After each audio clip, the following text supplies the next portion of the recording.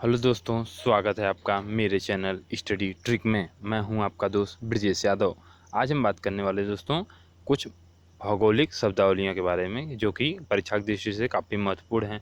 और ये शब्दावलियां जब परीक्षा में आ जाती हैं तो हम काफ़ी इनमें दिक्कतें होती हैं। तो आज हम इनके समाधान के लिए ये चैप्टर पढ़ेंगे। तो चलिए दोस्तों, वीडियो को शुरू करते हैं और देखते हैं क्या क्या है इनमें।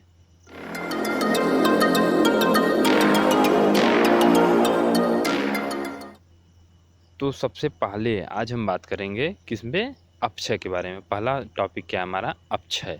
अपक्षय को इंग्लिश में क्या कहते हैं, विदरिंग।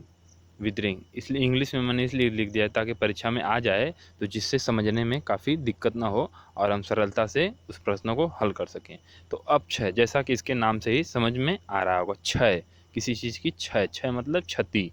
तो किसी चीज़ का क्षय हो रहा है तो चट्टानों का अपने स्थान पर कमज़ोर होना, सड़ना, गलना, टूटना व विखंडित होना अपक्षय कहलाता है। इसमें पदार्थों का परिवहन नहीं होता, अतः यह एक स्थैतिक क्रिया है। सबसे पहले बताया मैंने अपक्षय। क्षय मतलब किसी चीज़ की बर्बादी या टूटना। तो चट्टानों का अपने स्थान पर कमज़ोर होना, सड़ना, गलना, टूटना व विखंडित होना ही अपक्षय कहलाता है। यह एक स्थैतिक क्रिया है, मतलब गतिशील नहीं है। अगला है टॉपिक है अपरदन। अपरदन को इंग्लिश में क्या कहते हैं, तो इरोजन। इरोजन अपरदन को इंग्लिश में कहते हैं।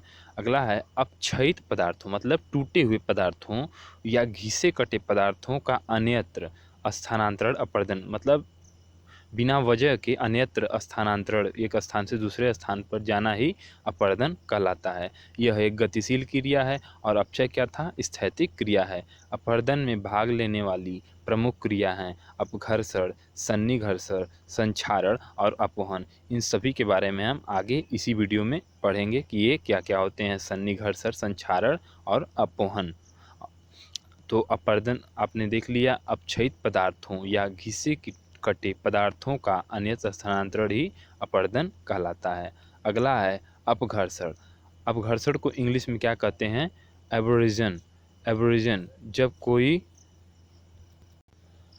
प्रक्रम अपने साथ पत्थर, कंकड़, बालू आदि पदार्थों को लेकर आगे बढ़ती है तो इन पदार्थों के संपर्क में आने वाली चट्टानों के क्षरण को अपघर्षण कहते हैं।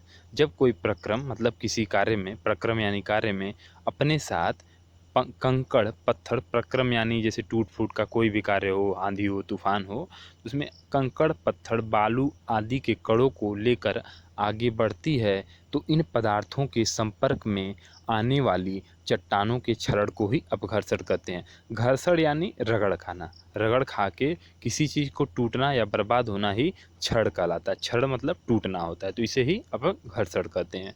अगला है सन्निघर्षण। सन्निघर्षण इसे इंग्लिश में क्या कहते हैं, तो अटेरिसन। अटेरिसन इंग्लिश में इसका नाम है।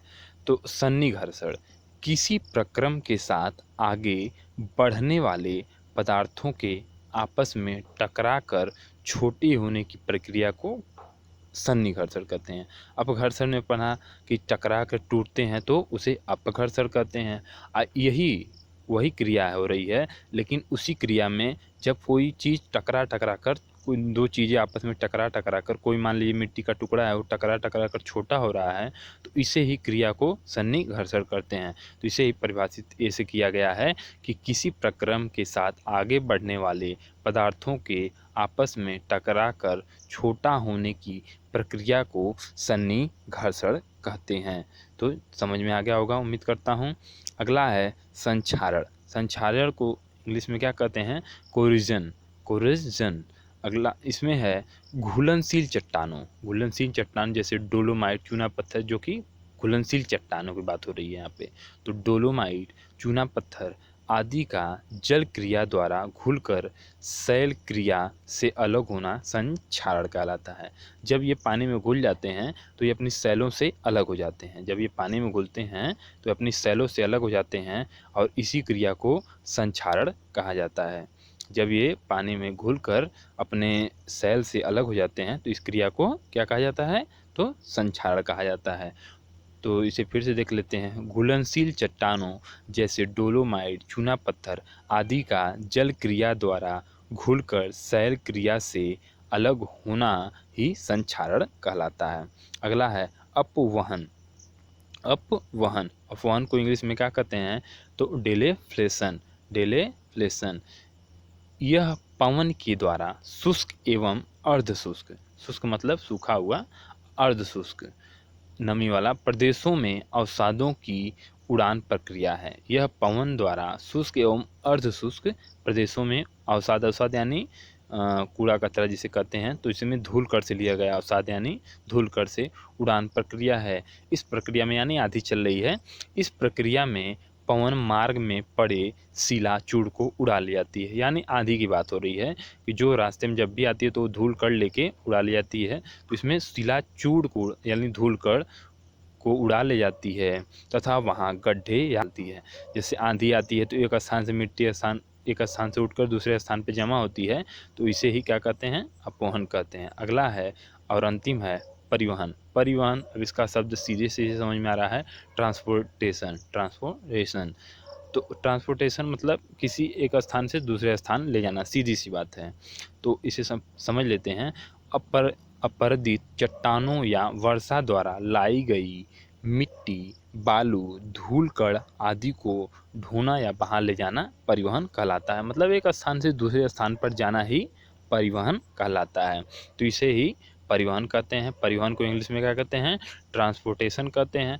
तो अपरदित चट्टानों या वर्षा द्वारा लाई गई मिट्टी, बालू, धूलकण आदि को ढोना या बहा ले जाना ही क्या कहलाता है, तो परिवहन कहलाता है। तो परिवहन तो आप सभी लोग जानते होंगे।